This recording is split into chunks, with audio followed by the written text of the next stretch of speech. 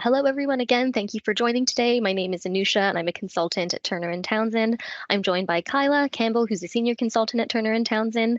And this is all done under the Social Housing Retrofit Accelerator, or SHRA, as you may know, which is a fully funded DESNES program delivered by Turner & Townsend. And today, Kyla will be speaking about the social benefits of retrofitting. And then I think that's everything. So with that, I will pass it over to Kyla. Thank you, Anusha. Really appreciate that. So yes, thanks for joining today, everybody. Really pleased to be delivering this session to you on the social benefits of retrofit. We were just talking about this before we started the session, and understanding the social benefits of retrofit and how we can sort of use retrofit as an opportunity to increase these benefits is really, really important. And I think it's a really interesting topic.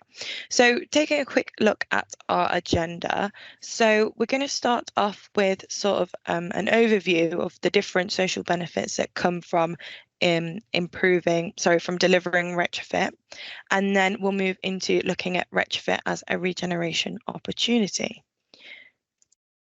So starting out with the social benefits of retrofit.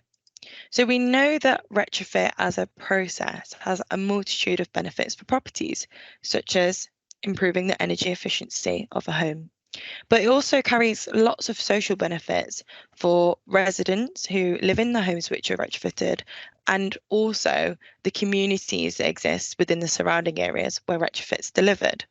So today we're going to take a look at the health benefits, economic benefits, the benefits that come from upskilling and creating employment opportunities for communities, and then also how inequality can be reduced through retrofit delivery. So taking a look at equality and the climate gap. So we can see here on screen that the world's richest 10% of people cause 50% of emissions, whilst the poorest 50% of people contribute to only 10% of emissions. So research shows that climate change can disproportionately harm ethnic minorities and people living in areas of low income.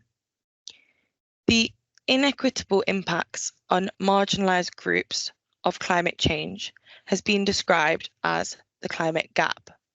And we want to consider ways in which we can reduce this gap to create wider benefits for these groups. And I think as we talk through all the benefits in this section, we'll begin to understand how we can do that. And by in this section, sorry, I mean throughout this masterclass. But a really key one is that through retrofit, we're able to reduce the cost of bills for households, which creates more disposable income and creates more economic freedom. So some of you may be familiar with the term a just transition, and this is all about a just transition to net zero. And it means moving towards a more sustainable economy in a way that's fair for everyone. And so retrofit supports us to achieve that just transition through all of the social benefits that we are able to achieve. So the first benefit we're going to discuss is how retrofit can generate health benefits. So first, we're going to look at the improved living conditions. So we all are probably quite familiar with how cold homes can negatively impact the health and well-being of residents. So cold homes can lead to cardio and respiratory issues, which has severe impact on people's mental health as well as their physical health, with increased rates of depression by those who are not comfortable with living conditions. So through measures such as improving air tightness and tackling ventilation, retrofit can eliminate mold and condensation problems. This includes better temperature regulation, reduced dampness, and improved air quality, which then allows us to ease respiratory conditions such as asthma. I lived in a property a few years ago in Manchester where there was lots of mold and lots of damp. My flatmate suffered from asthma and I personally suffer from eczema, and both of our conditions were really flared up living in this environment. And we only lived in that property for a year, and we found it difficult. It did impact sort of our mental health to some extent. And when you consider people who are living in homes with these conditions for their entire lives, it's really, really significant and can have a real detrimental effect physically and mentally. So retrofit can reduce the heat buildup within a microclimate of a building, and it can also minimize the impact of direct solar radiation onto a building. So in the heat waves that we experienced in the UK between June and August 2022, 3,271 deaths occurred, which is really sad to hear. But it also illustrates how retrofit can be used to tackle, overheating, which is only set to get more frequent and more intense in the years to come as we move through climate change. And so retrofit presents an opportunity for us to become more resilient to this. So now I'm going to take a look at how these improved living conditions can have knock-on impacts on the National Health Service. So the Building Research Establishment, also known as BRE, recently estimated that the NHS spend over £540 million per year on treating people affected by the worst properties.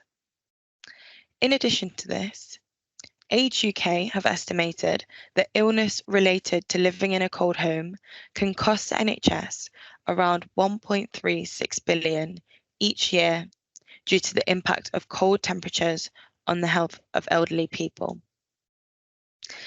These costs are really quite significant, and I think they demonstrate how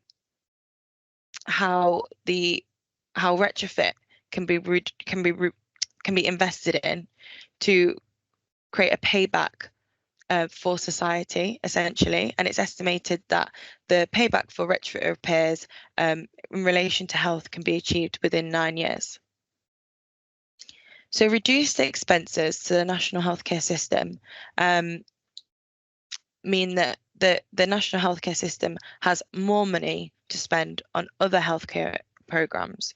So that money in particular can be reinvested back into the NHS to help improve the general health of the United Kingdom and, our journey towards improving those other conditions that we've not been able to find cures for yet.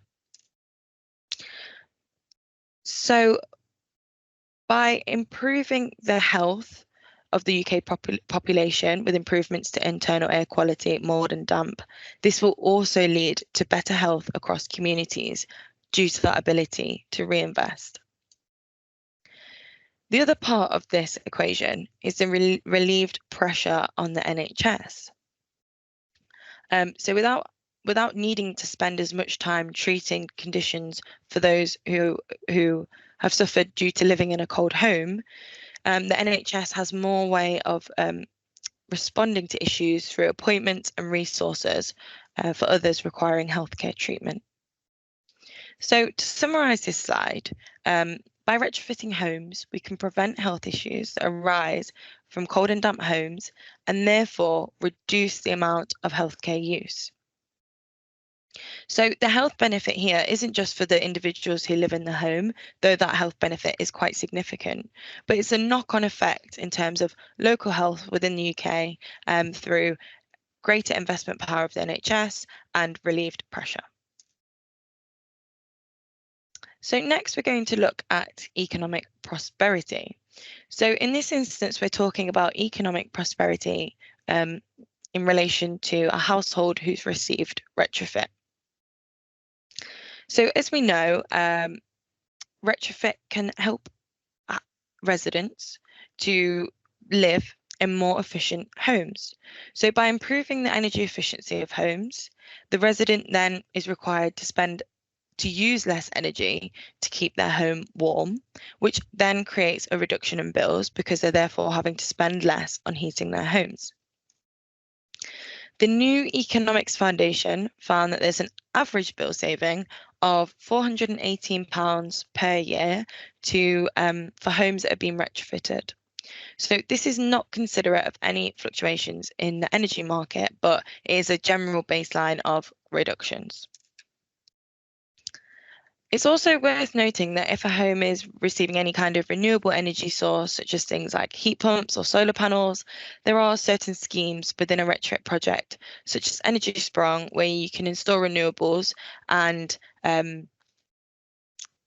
provide a free energy use for residents. So if you haven't heard of Energy Sprung before, it's definitely researching how that payback scheme works for the residents who receive retrofit. So that explains to us how, retrofit can create a reduction in bills for residents. But now we're going to take a look at how it can reduce fuel poverty. So for anyone who's unaware, fuel poverty is where people spend a significant proportion of their income on heating their home to a reasonable temperature. And this obviously takes away from a significant proportion of their income. So to be sort of classified as fuel poor, there's a certain amount of money that goes away from someone's income each month to heat their home. As retrofit reduces the energy that's required to heat a home, it can then obviously reduce the amount of money which is paid, which creates more disposable income, which means that it can help alleviate people from that fuel poverty line. And then the final part in this slide is all about maintenance. So traditionally, when you retrofit a home, you improve the fabric, such as the doors, the windows, the ventilation. And improving all of these things, in turn, reduces the need for maintenance in the future, which is then a reduced cost for the landlords who are maintaining the property. So it's that loop back together about how this investment benefits the households through the residents and the landlords who are stakeholders in that house, essentially. So now we're going to look at economic prosperity from a local area. So not only does retrofit improve the financial stability of residents, but it also has a beneficial effect on the surrounding area. So the first of these effects is increasing the property value. So value is added through retrofit measures. So for example, if I was looking to buy a new house and there was a home with all new windows and doors, you'd expect to potentially pay a little bit more for that property, knowing that that wasn't a cost that you were going to have to take on yourself. Likewise, if you were looking at two properties and one was EPC-D and the other one was EPC-C, as we can see on the screen, if one was EPC-C and the other was EPC-E, we can see that there's an 8.8% increase in that property value. Well, I think a lot of people would be happy to pay that increase, knowing that they're going to receive those benefits back in the reduced bill cost. So it's a real investment, and that drives property prices up. So retrofitting in the UK can lead to an extra 35 billion of economic output annually across the UK. So this is really related to that increased local spend. More locally though, it's been found that if you were to retrofit just 20% of Greater Manchester's 1.2 million homes, this will create 3.5 billion of economic activity. Local spend would be increased by the indirect spending that occurs when workers are retrofitting in the industry. So for example, if there's people providing insulation into a property and they go on their lunch break, go down to a local cafe and buy a sandwich, it's a small investment, but it's an investment that wouldn't have been there previously. So this goes to show that retrofit can have a really significant uplift in the area's local spend. So the last part about local area prosperity is all around flood resilience. So the local economy can really benefit through savings on flood resilience. So the average cost of flooding on a UK home can be really, really significant. So it was found in a report that the average insurance claim for a flooded home in the UK is just over £30,000. Similarly, flooding costs the UK around 2.2 billion per year, as well as spending 800 million a year on flood defences. We can see here that potentially retrofitting a home is a really worthwhile investment in our flood resiliences for communities as a whole. So next, we're going to take a look at jobs and skills and how retrofit can really help us to build on skills and create employment opportunities. So there's a really, really large demand for retrofit skills at the moment, and that's only going to climb as we move closer to sort of our climate ambition goals. So large-scale retrofit requires skilled contractors. It's been estimated by lots of different bodies and research organisations how many skills are required. And I'll be really honest with you, there's a lot of variation in this. And I think quite frankly, that's because we don't have a full picture of how we're going to deliver retrofit across the whole country yet. But using sort of the most common figures, it's estimated that 250,000 new roles are required in retrofit to meet the demand of the industry by 2035. So that's new roles in terms of new people entering the industry. It's then estimated that more than 230,000 of the existing workforce will need to be reskilled or retrained. So together there, we've got really close to 500,000 workers in total that will need to receive some form of training to be able for us to deliver wide-scale retrofit across the UK. So with this opportunity comes lots of training opportunities, which builds on people's knowledge, people's employability. So as retrofit increases, there's a shortage of trained contractors, as we know. And to support this, the government has allocated 8.85 million for training providers to offer retrofit and installation courses. So this investment will aim to train up to 8,000 people, with courses set to be heavily discounted or in some instances free. So in terms of reskilling the existing 230,000 workers, the current workforce in heating and labour has the potential to be reskilled into, say, clean heating or installation of insulation to meet the demand. And this demand is so high that it will provide people with consistent employment. Now, the Retrofit Academy have done some really interesting work on sort of the career journey and path, and anticipate that there'll be a lot of roles available for retrofit advisors, which is one of the past 2035 roles. And through this role, there's a real trajectory of growth and development for individuals. So you can start as a retrofit advisor and then progress up all the way up to being a retrofit coordinator, which has a really great salary, particularly for people who are living in these areas. So growing large-scale retrofit will allow for thousands to access consistent employment, which will support the resilience of communities and the decarbonisation of housing stock.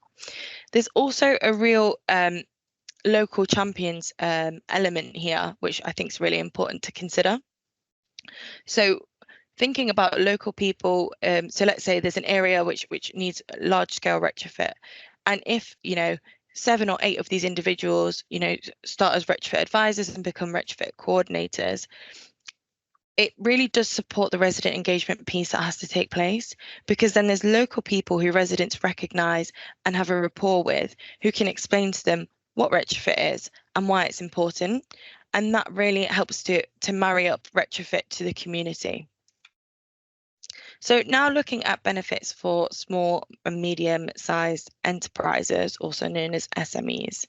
So SMEs have the potential to benefit massively from upskilling their workforce in the retrofit sector.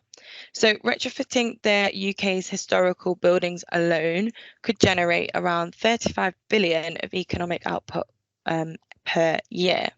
So this increased demand for retrofitting services will undoubtedly lead to more business for SMEs. And this is particularly for organisations with specific skill sets, such as past 2035, or who specialise in certain archetypes, such as Cornish homes. So having SMEs will be really essential to be able to deliver large-scale retrofit.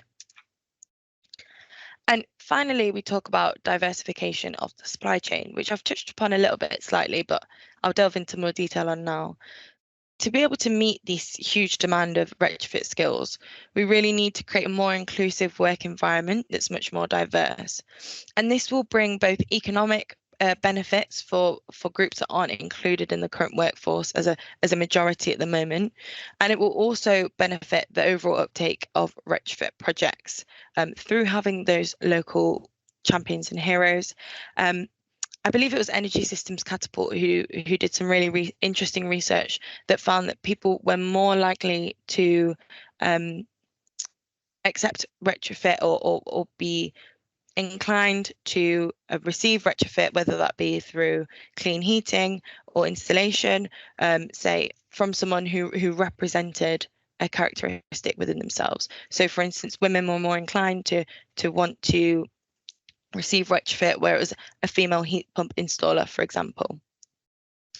So there's new UK funding to help address the dual challenge of gender inequality and climate change. So this includes up to around 45 million of funding for the Community Resilience Partnership Programme, the CRPP.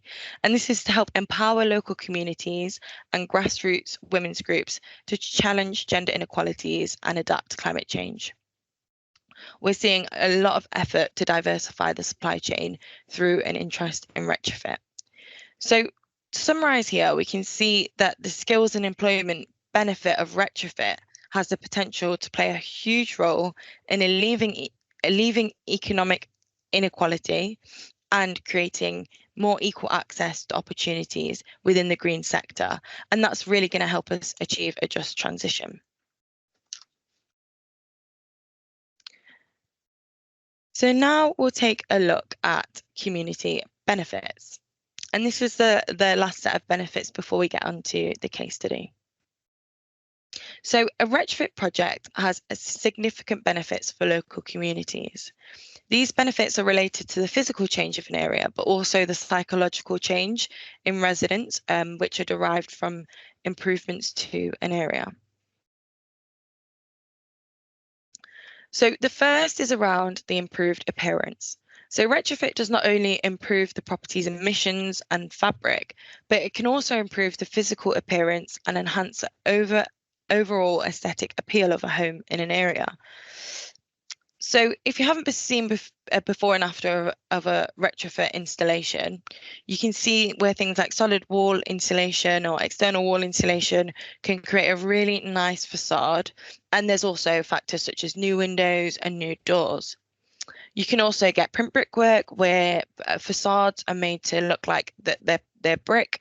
And there are many ways through retrofit to improve the appearance of a home. So many registered providers will work with residents so that the residents are able to play an active role in the design of the home that they're living in. For example, picking the colours of a finish or the materials of a finish. And I think the impact this has on communities is really quite significant because it's all about pride in your area and being able to create that pride for residents is deeply connected to residents playing a part in that process, and that really brings home the importance of resident engagement. So the next benefit for communities is around safety and security. So the improved conditions of a home and public spaces tend to correlate with improved safety and security within a local area. So thinking internally within a home, so homes will be fitted with more modern technology that not only improve energy efficiency, but also the standard of living within the home and the comfort within the home. Residents will then therefore tend to feel safer and more secure, knowing that the house has become more reliable and more modern. It's not always the case, but it is quite a common correlation. And now thinking in terms of sort of externally to the home and the benefits that exist there.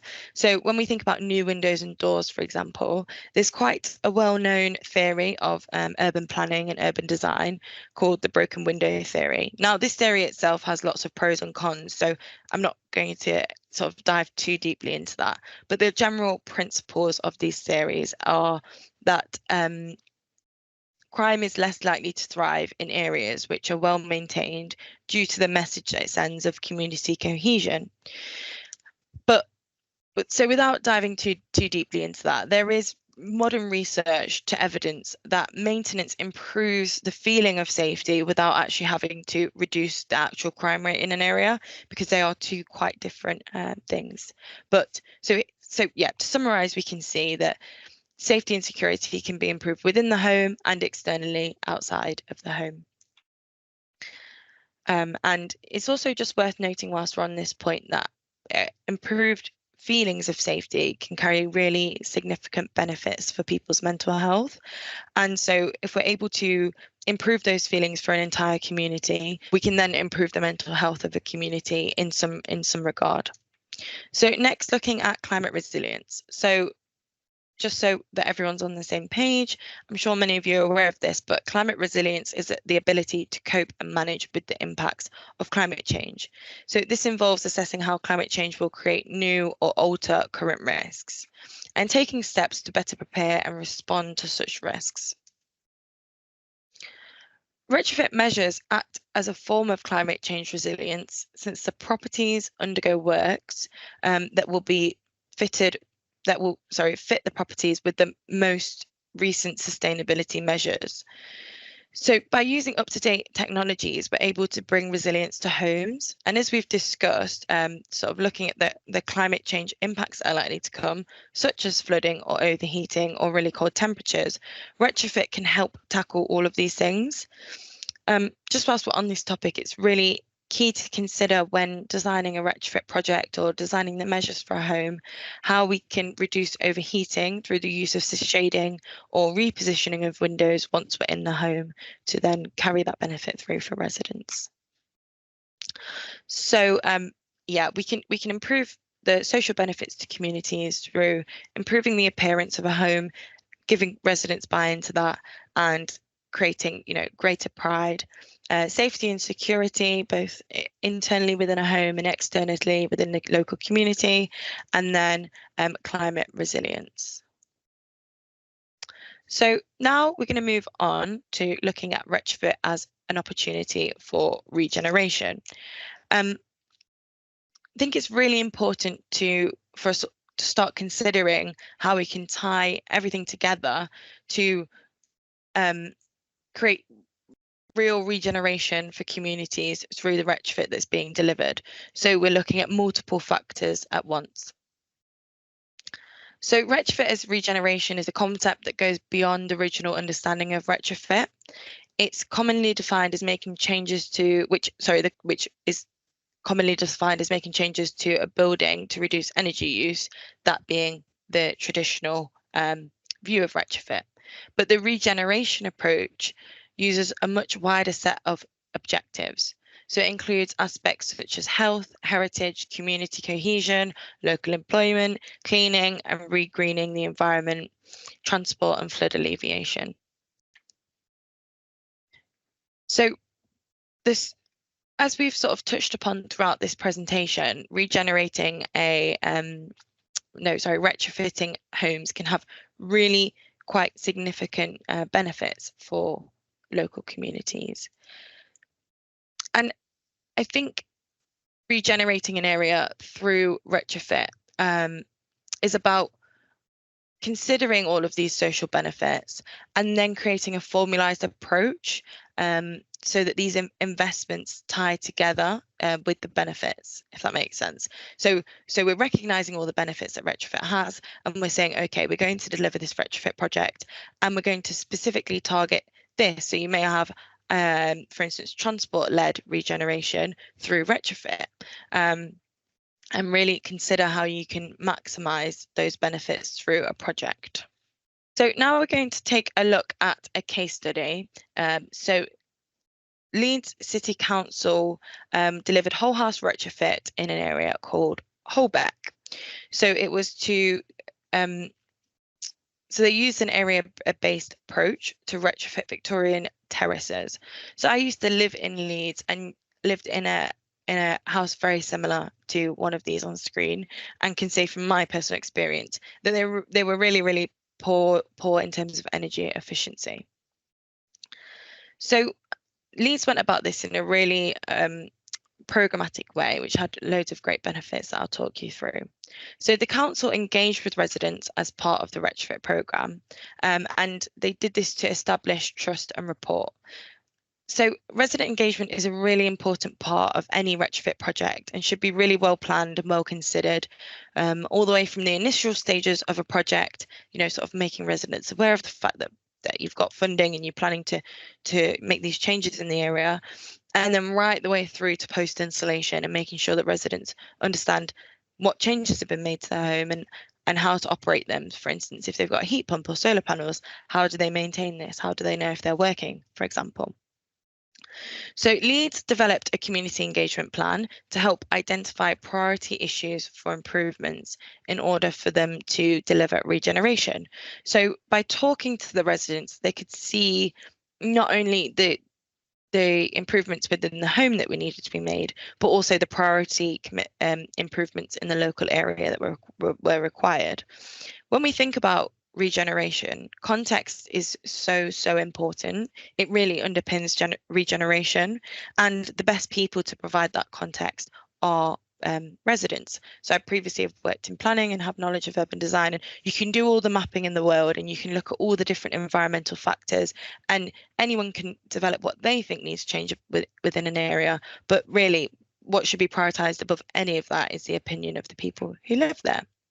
So in Holbeck, 153 homes received whole house retrofits. So this saved £350 to £400 of energy bills per year on average per home. And the city's carbon footprint was reduced by 1,450 tonnes. So these are great outcomes in terms of the traditional retrofit that was conducted. But to use this as an opportunity, for regeneration, there were other activities that were delivered through the project. So the main issues addressed were replacing the bin yards. So residents fed back to Leeds City Council that bin yards had become a hotspot for fly tipping, for larger sort of unenclosed bin areas, as well as also the need to address antisocial behaviour. So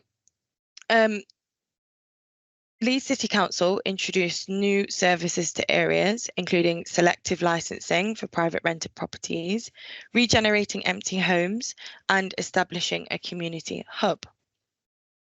The schemes gained really significant traction with the residents and the council, and the funding was extended, or the programme was extended because the residents were really engaged. And I think that's because they felt like there was a wider benefit that was coming through this retrofit, which was those improvements that we've discussed. So next, looking at retrofit as regeneration in terms of funding. So to fund regeneration, new forms of funding need to be established, as well as overcoming key barriers to delivery.